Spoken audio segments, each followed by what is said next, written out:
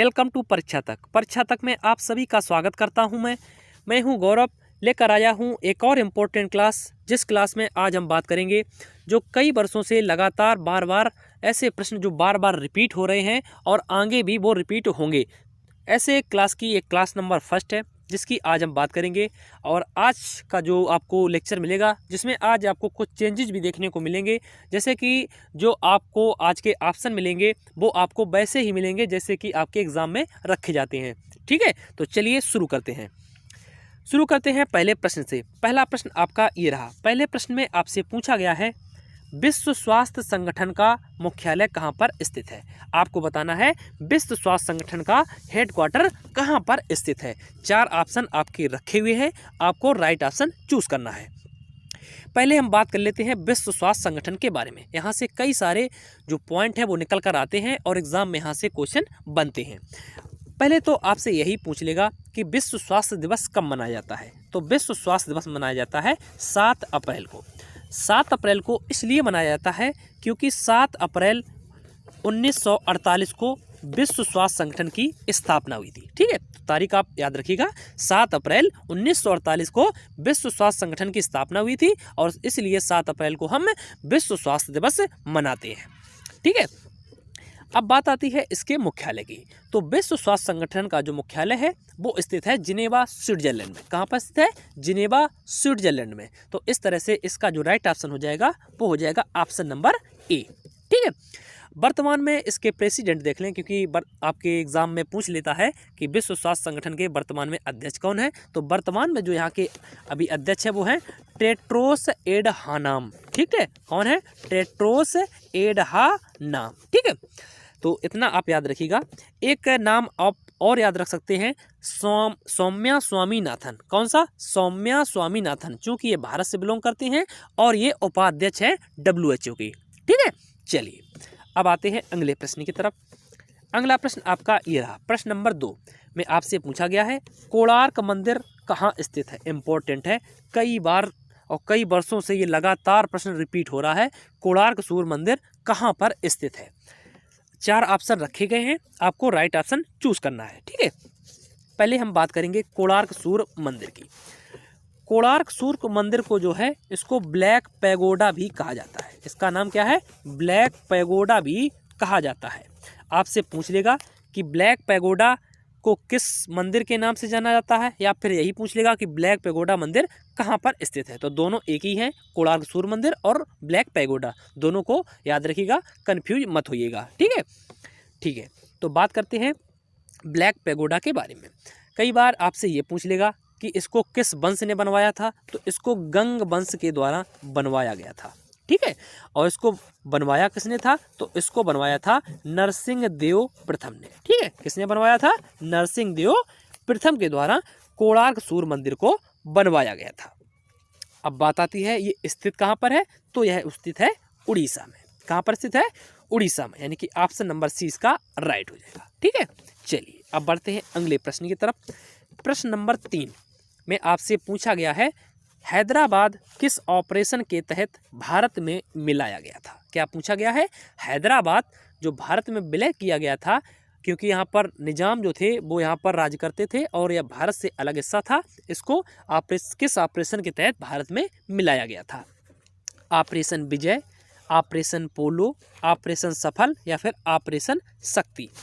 तो हैदराबाद को जब भारत में मिलाया गया था तब चलाया गया था ऑपरेशन पोलो। कौन सा ऑपरेशन चलाया गया था? ऑपरेशन पोलो। और यह ऑपरेशन जो चलाया गया था यह चलाया गया था 13 सितंबर 1948 को। ठीक है, कब चलाया गया था? 13 सितंबर 1948 को ऑपरेशन पोलो के तहत हैदराबाद रियासत को भारत में मिलाया गया था।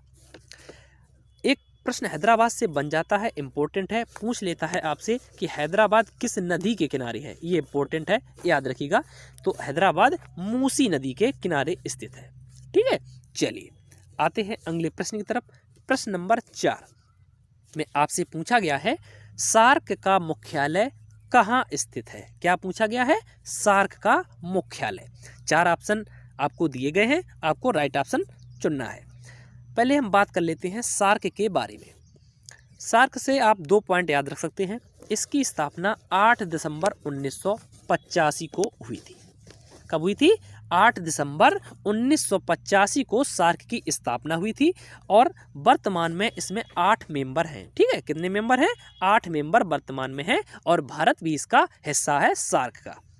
जब इसकी स्थापना हुई थी तब इसकी स्थापना जो हुई थी वो हुई थी ढाका में। कहाँ हुई थी? ढाका में। और अगर वर्तमान में आपसे इसका हेडक्वार्टर यानी मुख्यालय पूछ ले तो वो वर्तमान में काठमांडू में है। ठीक है, तो इसका जो राइट ऑप्शन हो जाएगा वो हो जाएगा ऑप्शन नंबर बी। ठीक है, चलिए बढ़ते हैं अगले प्रश्न की ओर।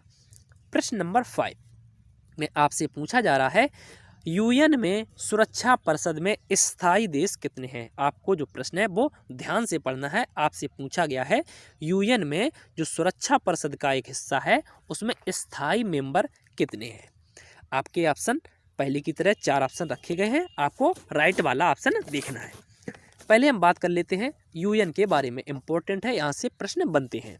आपसे पूछ लेगा यूएन की स्थापना कब हुई थी, तो आप याद रखिएगा 24 अक्टूबर 1945 को यूएन यानी संयुक्त राष्ट्र की स्थापना हुई थी और 24 अक्टूबर को ही हम संयुक्त राष्ट्र डे सेलिब्रेट करते हैं। कब करते हैं? संयुक्त राष्ट्र दिवस। यहीं से प्रश्न बन जाता है कि संयुक्त राष्ट्र दिवस कब मनाते हैं, तो वो मनाते हैं हम 24 अक्टूबर को। ठीक है, तो इतना याद रखिएगा। और वर्तमान में इसमें देशों की संख्या पूछ लेता है कि वर्तमान में इसमें कितने जो मेंबर सदस्य हैं, इसके देश इसमें कितने जुड़े हुए हैं, तो 193 यानी 193 देश इसके वर्तमान में सदस्य हैं। और वर्तमान में जो इसके अध्यक्ष है वो हैं एंटोनियो गुटेरेस। ठीक है, ये भी याद रखिएगा, इंपॉर्टेंट है। एंटोनियो गुटेरेस इसके वर्तमान में अध्यक्ष हैं। अब आती है इस प्रश्न की बात। इस प्रश्न की अगर हम बात करें तो अगर आपसे पूछ लेता यूएन में टोटल कितने सदस्य हैं, तो वो आपके 15 हो जाते। और उसमें जो अगर पार्टीशन की बात कर लें तो 5 उसमें स्थायी सदस्य हैं और 10 उसमें अस्थायी सदस्य हैं। और भारत अस्थायी देशों की संख्या में आता है, स्थायी देश भारत नहीं है यूएन की सुरक्षा परिषद में। तो इसका जो राइट ऑप्शन हो जाएगा वो हो जाएगा ऑप्शन नंबर ए, स्थायी देशों की संख्या 5 है। चलिए बढ़ते हैं अगले प्रश्न की तरफ। प्रश्न नंबर 6। अब अगर आपको वीडियो पसंद आ रही हो, प्रश्न अच्छे लग रहे हो, एक्सप्लेन बेस्ट लग रहा हो, तो फटाक से लाइक कर दीजिएगा। और आपको जो नीचे रेड कलर का सब्सक्राइब बटन दिख रहा है और चैनल पर आप नए हैं तो प्लीज़ चैनल को सब्सक्राइब जरूर कर लीजिएगा। और प्रश्न अच्छे लगे हों और सेशन पसंद आ रहा हो तो कमेंट बॉक्स में लिखकर ज़रूर बताइएगा। और अगर आपकी कोई भी क्यूरी है वो भी हमें कमेंट बॉक्स में लिखकर बता सकते हैं, हम आपका जवाब जरूर देंगे। चलिए अब आते हैं प्रश्न की तरफ। प्रश्न नंबर 6 में आपसे पूछा गया है सीमांत गांधी से कौन जाने जाते हैं? क्या पूछा गया है? सीमांत गांधी से कौन जाने जाते हैं? 4 ऑप्शन रखे गए हैं, आपको राइट ऑप्शन चूज करना है। तो सीमांत गांधी के नाम से खान अब्दुल गफ्फार खां जाने जाते हैं। सीमांत गांधी के नाम से खान अब्दुल गफ्फार खां से 2 पॉइंट आप याद रखिएगा। खान अब्दुल गफ्फार खां जो थे ये पहले ऐसे विदेशी थे जिनको भारत रत्न से नवाजा गया था। ठीक है, क्या याद रखिएगा, ये पहले ऐसे विदेशी व्यक्ति थे जिनको भारत रत्न से नवाजा गया था। अभी तक अगर हम बात कर लें तो अभी तक 2 ऐसे व्यक्ति हैं जिनको भारत रत्न से नवाजा जा चुका है। पहले खान अब्दुल गफ्फार खां थे और दूसरे नंबर के नेशनल मंडेला थे जो कि पूर्व राष्ट्रपति थे दक्षिण अफ्रीका के। चलिए बढ़ते हैं अगले प्रश्न की तरफ। प्रश्न नंबर 7 में आपसे पूछा गया है, इंपॉर्टेंट है, पहले तो स्टार कर लीजिएगा। आरबीआई से काफ़ी सारे प्रश्न बनते हैं। इसमें पूछा गया है कि आरबीआई बैंक की स्थापना कब हुई थी? 4 ऑप्शन रखे गए हैं, आपको राइट ऑप्शन चूज करना है। पहले तो हम बात कर लेते हैं आरबीआई से बनने वाले कुछ इंपॉर्टेंट पॉइंट। आरबीआई की अगर आपसे बात कर ले तो इसकी जो स्थापना हुई थी वो हुई थी 1 अप्रैल 1935। कब हुई थी स्थापना इसकी? 1 अप्रैल 1935 को इसकी स्थापना हुई थी। जब इसकी 1 अप्रैल 1935 को स्थापना हुई थी तब इसका जो हेडक्वार्टर बनाया गया था वो बनाया गया था कलकत्ता। क्या बनाया गया था? कलकत्ता इसका हेडक्वार्टर बनाया गया था। फिर उसके बाद 1937 यानी 1937 में इसका हेडक्वार्टर कलकत्ता से मुंबई बना दिया गया। इंपॉर्टेंट है, पूछ लेता है आपसे कि जो आरबीआई का हेडक्वार्टर है वो कलकत्ता से दिल्ली कब बना, तो वो बना था 1937 में। ठीक है, यहाँ से एक प्रश्न और बनता है, आपसे पूछ लेगा आरबीआई का जो राष्ट्रीयकरण हुआ था वो कब हुआ था, तो वो हुआ था 1 जनवरी 1949। कब हुआ था? 1 जनवरी 1949 को आरबीआई का राष्ट्रीयकरण हुआ था। अगर आपसे पूछ ले कि पहले जो इसके गवर्नर बनाए गए थे वो कौन बनाए गए थे, तो पहले आरबीआई के गवर्नर ऑसबोर्न स्मिथ बनाए गए थे। कौन बनाए गए थे? ऑसबोर्न स्मिथ इसके पहले गवर्नर बनाए गए थे। यहीं पर अगर थोड़ा आपसे प्रश्न चेंज कर दे, अगर आपसे पूछ ले कि आरबीआई के पहले भारतीय गवर्नर कौन बनाए गए थे, तो पहले जो भारतीय गवर्नर बनाए गए थे वो बनाए गए थे सीडी देशमुख। याद रखिएगा, दोनों इंपॉर्टेंट हैं। पहले भारतीय गवर्नर सीडी देशमुख बनाए गए थे और 1943 में ये बनाए गए थे। ठीक है। अगर वर्तमान में अगर आपसे पूछ ले तो वर्तमान में जो आपके गवर्नर हैं आरबीआई के वो हैं शक्तिकांत दास। ठीक है, ये भी इंपॉर्टेंट है, करंट के रूप में आपसे पूछ लेगा आरबीआई के वर्तमान में गवर्नर कौन है, तो वो है शक्तिकांत दास। और कौन से नंबर के हैं, तो 25 नंबर के आरबीआई गवर्नर हैं। चलिए अब आते हैं अगले प्रश्न की तरफ। इम्पोर्टेंट है, कई बार रिपीट हो चुका है ये प्रश्न। पूछा जाता है कि गुलाम वंश की स्थापना किसने की थी? 4 ऑप्शन रखे गए हैं, आपको राइट ऑप्शन देखना है। अगर आपसे पूछ ले गुलाम वंश की स्थापना, तो वो की गई थी कुतुबुद्दीन ऐबक के द्वारा। ठीक है, किसके द्वारा की गई थी? कुतुबुद्दीन ऐबक के द्वारा 1206 ईस्वी में की गई थी स्थापना गुलाम वंश की। यहीं पर थोड़ा अगर आपसे प्रश्न चेंज कर दे और आपसे पूछ ले कि गुलाम वंश का वास्तविक संस्थापक किसे माना जाता है, तो वो इल्तुतमिश को माना जाता है गुलाम वंश का वास्तविक संस्थापक। और स्थापना की गई थी कुतुबुद्दीन ऐबक के द्वारा। दोनों इंपॉर्टेंट पॉइंट है, याद रखिएगा। चलिए बढ़ते हैं अगले प्रश्न की तरफ। प्रश्न नंबर 9 में आपसे पूछा गया है भारत का नेपोलियन किसे कहा जाता है? ये भी कई बार एग्जाम में रिपीट हो चुका है, भारत का नेपोलियन। तो भारत का नेपोलियन कहा जाता है समुद्रगुप्त को। ऑप्शन नंबर सी इसका राइट हो जाएगा। ठीक है, याद रखिएगा, समुद्रगुप्त को भारत का नेपोलियन कहा जाता है। चलिए आते हैं अगले प्रश्न की ओर। प्रश्न नंबर 10 में आपसे पूछा जा रहा है पहली बार जजिया कर किसने खत्म किया था? क्या पूछा गया है? पहली बार जजिया कर किसने खत्म किया था? तो पहली बार जो जजिया कर खत्म किया था वो किया था अकबर के द्वारा। ठीक है, किसके द्वारा खत्म किया गया था? अकबर के द्वारा पहली बार जजिया कर समाप्त किया गया था। यानी कि ऑप्शन नंबर डी इसका राइट हो जाएगा। अगर आपसे पूछ ले कब खत्म किया था, तो इसको 1564 ईस्वी में जजिया कर को सबसे पहली बार खत्म किया गया था। चलिए अब आते हैं अगले प्रश्न की ओर।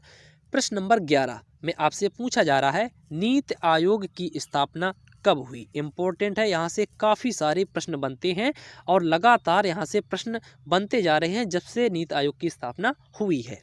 ऑप्शन आपके रखे हैं, आपको राइट ऑप्शन देखना है। पहले तो बात कर लेते हैं नीति आयोग के बारे में। नीति आयोग की स्थापना 1 जनवरी 2015 को हुई। कब हुई स्थापना? 1 जनवरी 2015 को नीति आयोग की स्थापना हुई। अगर आपसे पूछ ले नीति आयोग के अध्यक्ष कौन है, तो नीति आयोग के अध्यक्ष प्रधानमंत्री बनाए जाते हैं। यानी कि वर्तमान में जो नीति आयोग के अध्यक्ष है वो नरेंद्र मोदी जी हैं। अगर आपसे उपाध्यक्ष इसके पूछ ले, तो इसके जो उपाध्यक्ष वर्तमान में है वो है राजीव कुमार। कौन है? राजीव कुमार। अगर नीति आयोग के आपसे सीईओ पूछ ले, तो वो हो जाएंगे अमिताभ कांत। ठीक है, कौन हो जाएंगे? अमिताभ कांत। तो इसका जो राइट ऑप्शन हो जाएगा वो हो जाएगा ऑप्शन नंबर सी। यहाँ से थोड़ा अगर प्रश्न आपसे और पूछेगा तो आपसे पूछ देगा नीति आयोग की स्थापना किसके स्थान पर की गई? तो नीति आयोग की स्थापना आप याद रखिएगा योजना आयोग के स्थान पर नीति आयोग की स्थापना की गई। योजना आयोग की स्थापना कब हुई थी? तो वो हुई थी 1950 में। और योजना आयोग के पहले अध्यक्ष पंडित जवाहरलाल नेहरू थे। ठीक है, तो इतने सारे पॉइंट आप याद रखिएगा, नीति आयोग से इम्पोर्टेंट है। अब आते हैं अगले प्रश्न की ओर। प्रश्न नंबर 12 में आपसे पूछा गया है पूना पैक्ट महात्मा गांधी और किसके बीच हुआ? इंपॉर्टेंट है, इसको भी स्टार कर लीजिएगा, कई बार ये रिपीट हो चुका है। अगर आपसे पूछ ले कि पूना पैक्ट के बारे में, तो पूना पैक्ट का जो समझौता हुआ था वो हुआ था महात्मा गांधी और भीमराव अंबेडकर के बीच में। यानी कि ऑप्शन नंबर डी इसका राइट हो जाएगा। ठीक है, अगर आपसे पूछ ले कि पूना पैक्ट हुआ कब था, तो इसको भी आप याद रखिएगा, आपसे डेट कभी कभी पूछ लेता है। तो 1932 यानी कि 1932 में पूना पैक्ट डॉक्टर भीमराव अंबेडकर और महात्मा गांधी के बीच में हुआ था। चलिए अब आते हैं अगले प्रश्न की ओर। अगले प्रश्न में आपसे पूछा गया है, महात्मा गांधी ने कांग्रेस के किस अधिवेशन में अध्यक्षता की थी? ऑप्शन 4 रखे गए हैं।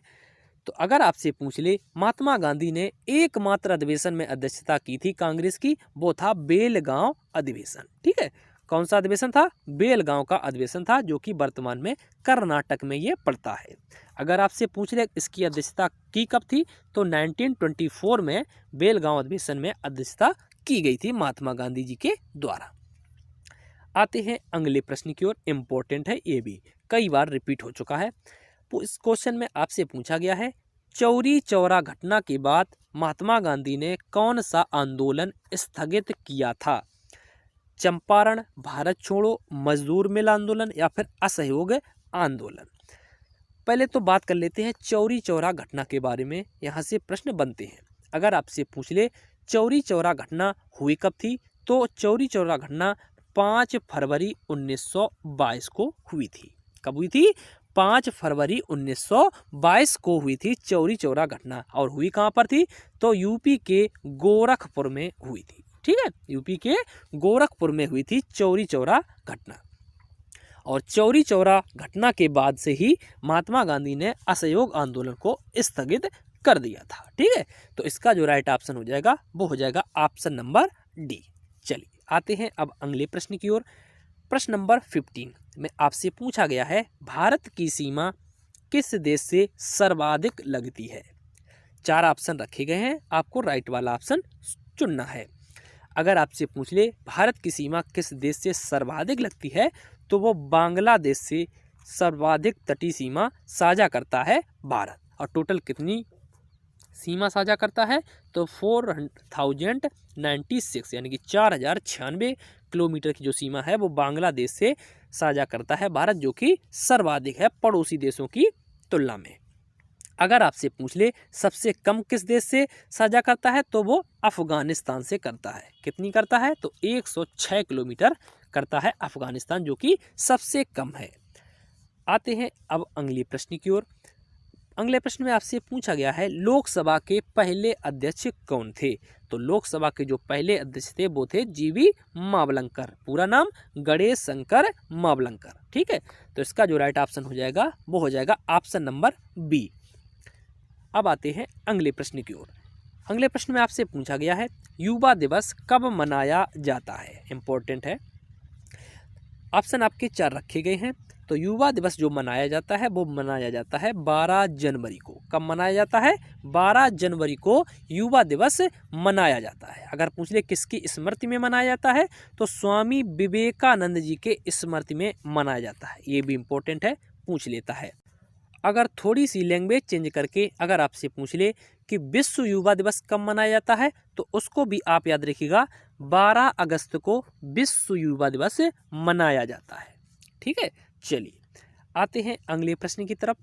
पूछा गया है, फॉरवर्ड ब्लॉक की स्थापना कब हुई थी? अगर आपसे पूछ ले फॉरवर्ड ब्लॉक की स्थापना, तो वो हुई थी 1943, यानी कि ऑप्शन नंबर डी इसका राइट हो जाएगा। 1943 में फॉरवर्ड ब्लॉक की स्थापना हुई थी। किसके द्वारा की गई थी? तो सुभाष चंद्र बोस जी के द्वारा इसकी स्थापना की गई थी। इंपॉर्टेंट है, याद रखिएगा। आते हैं अगले प्रश्न की तरफ। पूछा गया है, महात्मा गांधी ने दांडी यात्रा कहाँ से शुरू की थी? ध्यान से पढ़िएगा, आपसे पूछा जा रहा है जो दांडी यात्रा महात्मा गांधी ने शुरू की थी वो कहाँ से शुरू की थी? तो महात्मा गांधी जी के द्वारा दांडी यात्रा अहमदाबाद से दांडी तक की गई थी। तो इसका जो राइट ऑप्शन हो जाएगा वो हो जाएगा ऑप्शन नंबर बी, यानी कि अहमदाबाद से दांडी यात्रा शुरू की गई थी। यहाँ से अगर आपसे पूछ ले कि शुरू कब की गई थी, तो 1930 में महात्मा गांधी ने दांडी यात्रा शुरू की थी। चलिए अब आते हैं अगले प्रश्न की ओर। प्रश्न नंबर 20 में आपसे पूछा गया है, भारत की तरफ से पहला टेस्ट शतक किसने लगाया था? तो भारत की तरफ से जो पहला टेस्ट शतक लगाया गया था वो लगाया गया था लाला अमरनाथ के द्वारा, यानी कि ऑप्शन नंबर ए इसका राइट हो जाएगा। कुछ इंपॉर्टेंट इसमें ऑप्शन रखे हुए हैं, उनको भी देख लेते हैं। ऑप्शन नंबर बी लिखा गया है बापू नाडकर्णी। तो बापू नाडकर्णी पहले ऐसे व्यक्ति थे जिन्होंने 21 ओवर जो लगातार मेडन फेंकने का रिकॉर्ड बनाया था। किसके विरुद्ध? तो वो इंग्लैंड के विरुद्ध बनाया था 21 ओवर लगातार मेडन फेंकने का। ऑप्शन नंबर सी लिखा हुआ है सुनील गावस्कर। तो सुनील गावस्कर ने सबसे पहले 10,000 रन पूरे करने वाले पहले भारतीय बने थे। ठीक है, इंपॉर्टेंट है, याद रखिएगा। चलिए अब आते हैं अगले प्रश्न की ओर। प्रश्न नंबर 21 आपसे पूछा जा रहा है भारत के पहले उपराष्ट्रपति कौन थे। क्या पूछा गया है? भारत के पहले उपराष्ट्रपति कौन थे? तो भारत के जो पहले उपराष्ट्रपति बने थे वो बने थे सर्वपल्ली राधाकृष्णन, यानी कि ऑप्शन नंबर 20 का राइट हो जाएगा। अगर आपसे पूछ ले बने कब थे, तो 1952 यानी 1952 में ये पहले उपराष्ट्रपति बने थे और दूसरे राष्ट्रपति बने थे। चलिए अब आते हैं अगले प्रश्न की ओर। इम्पोर्टेंट है, कई बार एग्जाम में रिपीट हो चुका है और कई वर्षों से ये प्रश्न बार बार पूछा भी जा रहा है। पूछा गया है प्रकाश वर्ष किसका मात्रक है। तो प्रकाश वर्ष अगर आपसे पूछ ले तो यह दूरी का मात्रक है, यानी कि ऑप्शन नंबर सी इसका राइट हो जाएगा।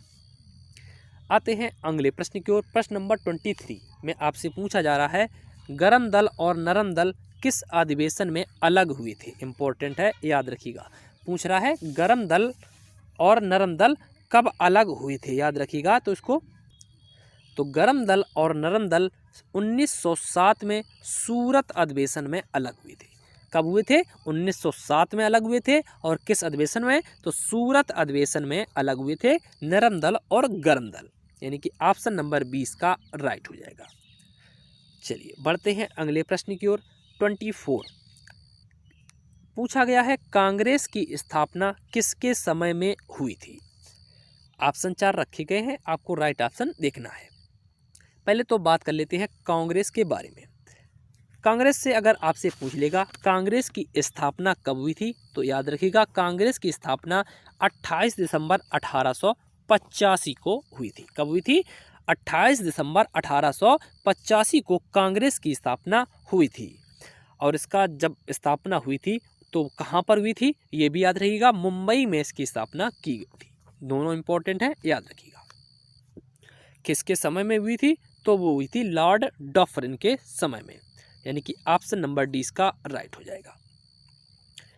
आते हैं अगले प्रश्न की ओर। 25 आपसे पूछा गया है चंपारण आंदोलन कहाँ हुआ था। तो चंपारण अगर आंदोलन आपसे पूछ ले तो यह बिहार में हुआ था। कहाँ पर हुआ था?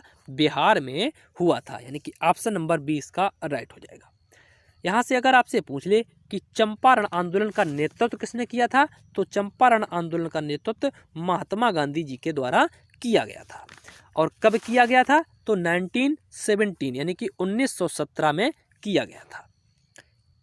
यहाँ से प्रश्न एक और बन जाता है कि चंपारण आंदोलन जो हुआ था वो किसके कारण हुआ था, तो नील की खेती को लेकर हुआ था। इम्पोर्टेंट है ये भी, तो इतने सारे पॉइंट आप याद रखिएगा, इम्पोर्टेंट हैं। ठीक है, अगर सेशन पसंद आ रहा हो तो अब लाइक आप कर सकते हैं और चैनल पर आप नए हैं तो चैनल को सब्सक्राइब करके बेल आइकन भी दबा सकते हैं अगर सेशन पसंद आया हो। चलिए आते हैं अगले प्रश्न की ओर। 26 में आपसे पूछा गया है ब्रह्मपुत्र नदी को बांग्लादेश में किस नाम से जाना जाता है। अगर आपसे पूछ ले ब्रह्मपुत्र नदी को तो इसको बांग्लादेश में जमुना नाम से जाना जाता है, यानी कि ऑप्शन नंबर सी इसका राइट हो जाएगा। बात कर लेते हैं ब्रह्मपुत्र नदी के बारे में। यहाँ से काफ़ी सारे आपसे पॉइंट बनते हैं।